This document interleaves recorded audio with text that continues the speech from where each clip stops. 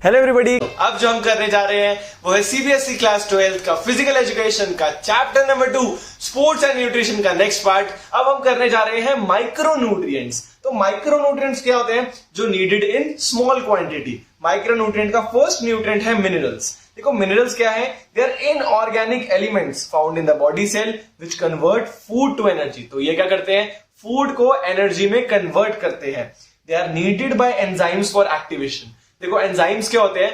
जब भी हमने फूड खाया उनको डाइजेस्ट करके उनके न्यूट्रिएंट्स निकाल के अलग अलग जगह भेजना, वो इनका काम होता है, एंजाइम्स का काम होता है। तो उन एंजाइम्स को एक्टिवेट करने के लिए हमें मिनरल्स की जरूरत है।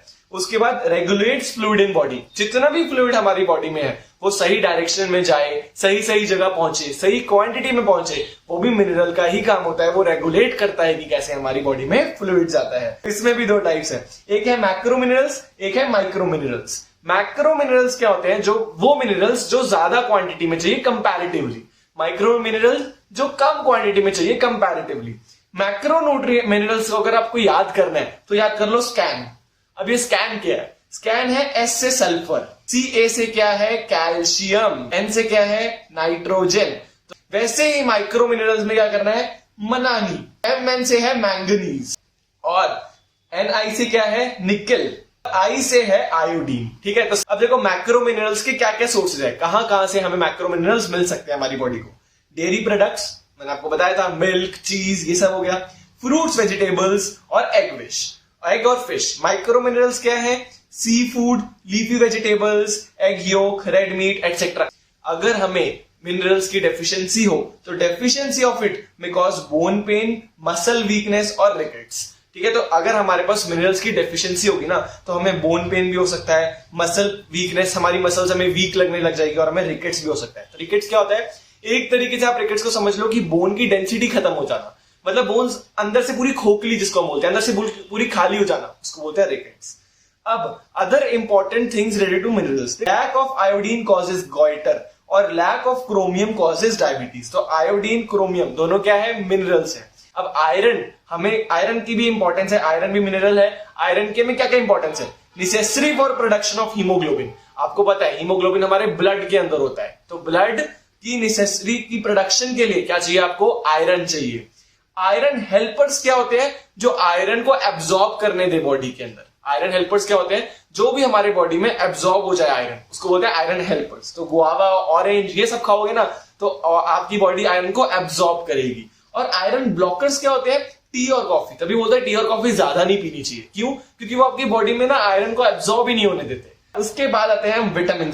विटामिन क्या है? कॉम्प्लेक्स कंपाउंड्स ऑफ कार्बन है, important for metabolism of fats and carbohydrates. ताकि फैट्स और कार्बोहाइड्रेट्स बिल्कुल सही जगह पर यूज हो, उनकी सही से मेटाबॉलिज्म हो, सही से यूज हो, सही से डाइवर्सिफिकेशन हो, उसके लिए क्या होता है? विटामिन चाहिए। Does not provide energy. Vitamin हमें एनर्जी नहीं प्रोवाइड करते। Helps in repairing and maintenance of various tissues. हमारी बॉडी में अलग अलग बोन्स है, अलग अलग टिश्यूज है, उनकी रिपेयरिंग, उनकी मेंटेनेंस के लिए हमें विटामिन की जरूरत है। Required in small nutrients, micro nutrients है। माइक्रो न्यूट्रिएंट्स तो हमें चाहिए कम क्वांटिटी में होते हैं, इसलिए विटामिन भी हमें कम क्वांटिटी में चाहिए। Deficiency causes deficiency diseases. अगर आपको विटामिन आप नहीं खाते हो या कम खाते हो तो उससे आपको कोई भी डेफिशिएंसी डिजीजेस लग सकती है। जैसे लैक ऑफ आयरन से हमें गॉइटर होता है, वैसे विटामिन की कमी से भी हमें बहुत चीजें होती है। विटामिन की क्या टाइप्स है? 13 विटामिन है हमारे सिलेबस में, पर उसमें से सिर्फ 6 इंपॉर्टेंट है। ठीक है, तो हम सिर्फ ये 6 करेंगे, यही इंपॉर्टेंट है, इसके बाद कुछ नहीं आएगा। तो क्या 13 विटामिन है पर 6 इंपॉर्टेंट है। कौन कौन से? Vitamin A, vitamin B, vitamin C, vitamin D, vitamin E और विटामिन के। तो ए बी सी डी ई और के। ठीक है, जिसमें से विटामिन डी और विटामिन के तो हमारी बॉडी खुद ही प्रोड्यूस कर लेती है, और बाकी जितने भी विटामिन है जैसे कि ए हो गया, बी हो गया, सी हो गया, ई हो गया, ये चारों विटामिन हमें फूड से मिलते हैं। डी और K produce by body and rest all A B C D E और के, वैसे डी और के को छोड़ के बाकी जितने भी है वो हमें फूड से मिलते हैं। विटामिन की भी दो टाइप्स है। कौन कौन सी? फैट सोल्यूबल विटामिन और वाटर सोल्यूबल विटामिन। चलो, फैट सोल्यूबल विटामिन क्या है? नाम से पता चल रहा है, soluble in fat. Water soluble vitamin soluble in water. Fat soluble vitamin come into body through fats. तो ये हमारी बॉडी में किस प्रकार आते हैं? फैट्स के थ्रू आते हैं। वाटर सोल्यूबल हमारी बॉडी में स्टोर ही नहीं होते हैं। अब ऐसा क्यों? क्योंकि वाटर सोल्यूबल विटामिन जो है वो हमारी बॉडी को बहुत फ्रीक्वेंटली चाहिए होते हैं। तो मतलब स्टोर करने का टाइम ही नहीं होता, हमने खाए, वाटर सोल्यूबल विटामिन हमारी बॉडी में आए और हमने यूज भी कर लिए। तो फैट सोल्यूबल क्या है? Stored in fatty tissues, liver. और water soluble vitamin need them more frequently, हमें बहुत ज्यादा जरूरत पड़ती रहती है, इसलिए कहीं पे हम स्टोर ही नहीं करते। फैट सोल्यूबल विटामिन की एग्जांपल है ए, डी, ई और के। और वाटर सोल्यूबल की क्या है? विटामिन बी और सी। तो फैट सोल्यूबल विटामिन का ना आपको पेपर में आएगा कि फैट सोल्यूबल विटामिन बताओ, फंक्शंस बताओ और ये बताओ कि कहाँ क्या क्या सोर्सेज हैं, कहाँ से आते हैं। तो विटामिन ए जैसे फैट सोल्यूबल विटामिन है तो prevents night blindness, efficient for eyesight, हमारे आईसाइट के लिए अच्छा होता है। और सोर्सेज क्या है? मिल्क, बटर, चीज, एग एटसेट्रा। फिर क्या है? Vitamin D. विटामिन डी क्या है? Makes bone teeth strong, prevents rickets, तो रिकेट्स प्रिवेंट करता है। बोन और टीथ, जो बोन है, टीथ है हमारे, उनको स्ट्रॉन्ग करता है। इसकी क्या सोर्सेज है? Butter, meat, bread. फिर आता है विटामिन ई। विटामिन ई क्या है? प्रिवेंट्स डिस्ट्रक्शन ऑफ आरबीसीज, यानी रेड ब्लड सेल्स की डिस्ट्रक्शन को रोकता है और सेल मेम्ब्रेन, सेल को तोड़ने से बचाता है। तो बटर, मीट, ब्रेड। अब आता है विटामिन के पर। तो के क्या करता है? ब्लड क्लॉटिंग करता है और बाउंड्स को हील करता है। क्लॉटिंग क्या होता है? जैसे आपकी कहीं लग गई और आपको खून की धाराएं, खून की नदियां बह गई, खून रुकता है ना थोड़ी देर बाद, उसको बोलते हैं हम क्लॉट होना।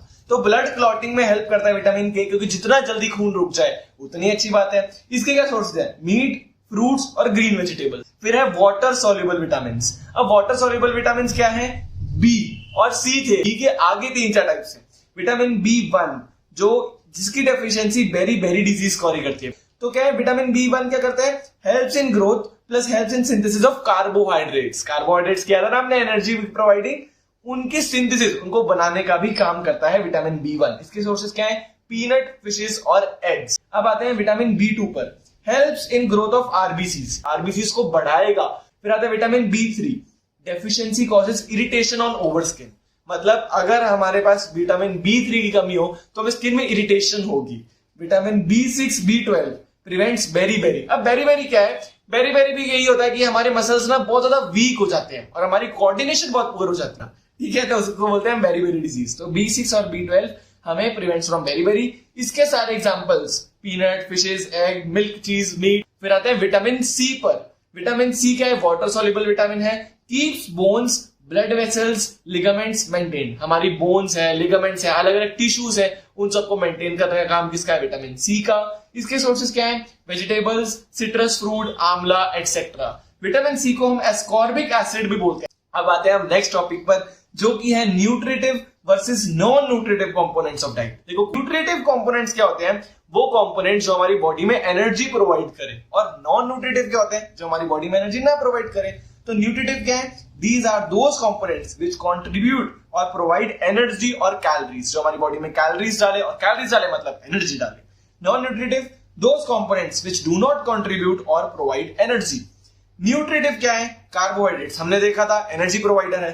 फैट्स एनर्जी, प्रोटीन्स हमें एनर्जी प्रोवाइड करते हैं, मिनरल्स हमें एनर्जी प्रोवाइड करते हैं। तो ये न्यूट्रिटिव कंपोनेंट्स है। नॉन न्यूट्रिटिव क्या है? जो हमें एनर्जी ना प्रोवाइड करे। वाटर, याद होगा मैं आपको बताया था, 0 कैलोरीज मतलब नो एनर्जी।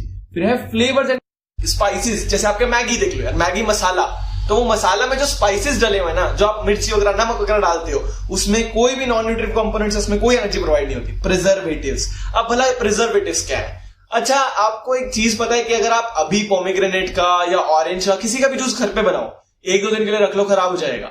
ट्रॉपिक है ना, 2-2, 3-3 महीने, पता नहीं कितने महीने हमारे घर पे पड़ा रहता है। रियल जूस, ये सब पड़े रहते हैं। क्यों पड़े रहते हैं? प्रिजर्वेटिव्स के कारण, ठीक है। फिर है कलर कंपाउंड्स, कई चीजें कलर डालती है। फॉर एग्जांपल ऐसी बहुत सारी चीजें जो रेड फ्लेवर डाल देती है, कोई मतलब रेड कलर कर देती है किसी चीज को, तो वो सारे कलर कंपाउंड्स भी नॉन न्यूट्रिटिव है।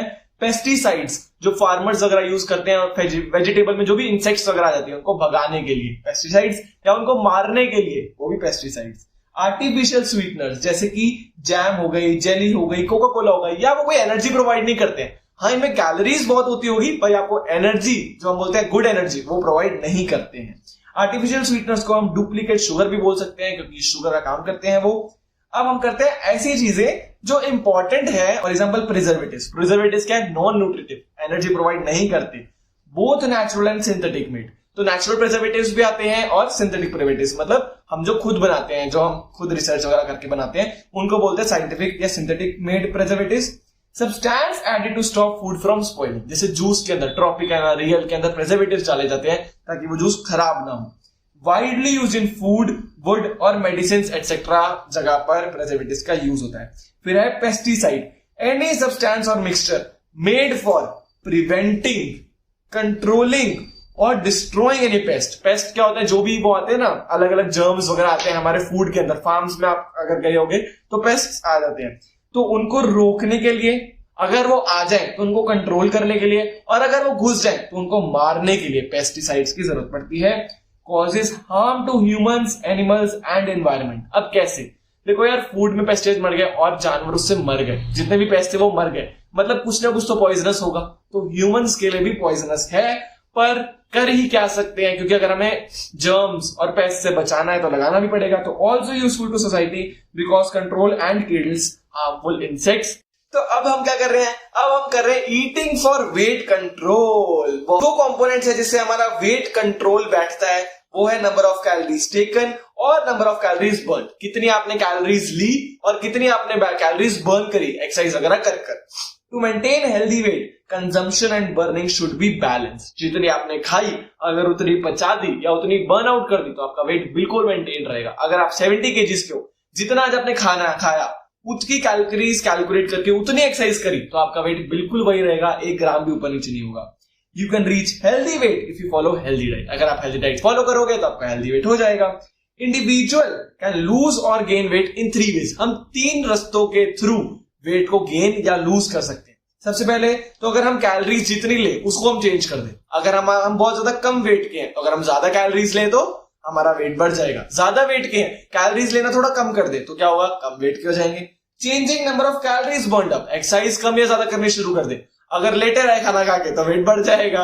अगर एक्सरसाइज कैलोरीज उतनी खाए पर एक्सरसाइज बहुत ज्यादा करें तो उससे क्या होगा? हमारा वेट कम होगा। तो इससे क्या हो रहा है? आप वेट को गेन या लूज कर पा रहे हो। थर्ड क्या है? चेंजिंग बोथ, कैलोरीज कम भी ले लो एक्सरसाइज भी करो तो क्या होगा? वेट बहुत जल्दी कम हो जाएगा।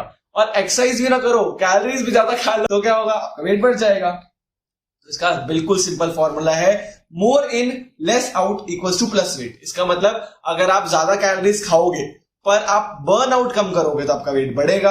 अगर आप कैलोरीज कम खाओगे पर एक्सरसाइज ज्यादा करोगे, बर्न ज्यादा करोगे कैलोरीज को, तो आपका वेट कम होगा। अगर आप इक्वल आउट करोगे, जितनी खाई उतनी पचाई उतनी एक्सरसाइज करी तो आपका वेट सेम रहेगा। पर मेरा वेट 60 केजी हेल्दी वेट है, आपका भी 60 केजी हेल्दी वेट है, किसी और का भी 70 केजी हेल्दी वेट है, तो ये क्या है? डिफरेंस होता है ना। तो इसको ही हम बोलते हैं व्हाट इज हेल्दी वेट। ऐसा क्या है? कोई फिक्स नंबर है या फिर कैसे वेरी करता है वो हम डिस्कस करेंगे अभी। What is healthy weight? Healthy weight क्या है? A healthy weight is that weight which is right for your body type and height. आपकी बॉडी टाइप और आपकी बॉडी हाइट के अकॉर्डिंग जो भी हेल्दी वेट होता है उसको बोलते हैं। It is based on 2 ways. 2 ways से ये बेस्ड है, या तो है BMI के थ्रू हम एक हेल्दी वेट कैलकुलेट कर सकते हैं या वेस्ट हिप रेशियो के अकॉर्डिंग हम हेल्दी वेट डिसाइड कर सकते हैं। सबसे पहले आता है BMI पर। तो BMI की फुल फॉर्म क्या है? Body mass index. BMI एक फॉर्मूला है और वो फॉर्मूला क्या है? Weight in KG divided by height into height, और ये हाइट होनी चाहिए मीटर के अंदर। अब आता है आपने BMI कैलकुलेट कर लिया, जैसे आपकी 70 केजी हाइट थी, आपका 2 मीटर हाइट निकल गई, 70/2 इंटू 2 आपने कर लिया। अब आपका एक BMI आएगा। इसमें क्या है? कैटेगरीज बनी हुई है। पहले हम कैटेगरीज डिस्कस करते हैं। Underweight, normal, overweight, obesity class 1, obesity class 2 और ओबेसिटी क्लास 3। अंडरवेट आपका वेट बहुत कम है। नॉर्मल आपका वेट जितना होना चाहिए उतना है। ओवरवेट थोड़ा सा ज्यादा है। ओबीस आपको मोटापा है। स्टेज 2 ओबेसिटी बहुत ज्यादा मोटापा है। स्टेज 3 क्रिटिकल मोटापा है, आपको बहुत ज्यादा जरूरत है, आपकी हेल्थ पे बहुत गंदा फर्क पड़ रहा है। अगर आपका BMI 18.5 से कम है तो मतलब आप अंडरवेट हो। अगर 18.5 से 25 है तो आप नॉर्मल हो। उसके बाद तो बस 5 है। जैसे 18.5 से 25 हो गया, 25 से 30, 30 से 35, 35 से 40, 40 से 45। Overweight and obesity are not same. Overweight और ओबेसिटी सेम नहीं है। ओवरवेट क्या है? Having extra body weight from muscle, bone या फैट। मतलब हमारी कई लोगों की ना बोन सी भारी होती है या मसल्स भारी होती है या थोड़ा सा फैट होता है, उसको बोलते हैं, क्या बोलते हैं हम? ओवरवेट। पर अगर हमारा फैट बहुत ज्यादा कंटेंट में है तो उसको हम बोलते हैं ओबेसिटी। तो ओबेसिटी क्या है? Accumulation of high amount of extra fat in the body is known as obesity.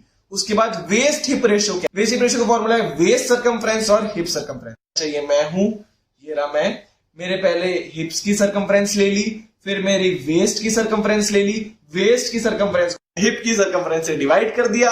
Answer आ गया। इसमें कोई भी यूनिट्स हो, दोनों की यूनिट सेम होनी चाहिए, केजी कोई मीटर नहीं, दोनों सेंटीमीटर में हो, दोनों मीटर में हो तो भी बिल्कुल सही है। अब इसमें पैरामीटर मेल और फीमेल के लिए अलग है। अगर आपका 0.85 से कम है मेल के लिए तो आपका एक्सीलेंट बॉडी वेट है, बिल्कुल हेल्दी वेट है। 0.85 से 90 है, उसके बाद तो वही लिस्ट हो गई।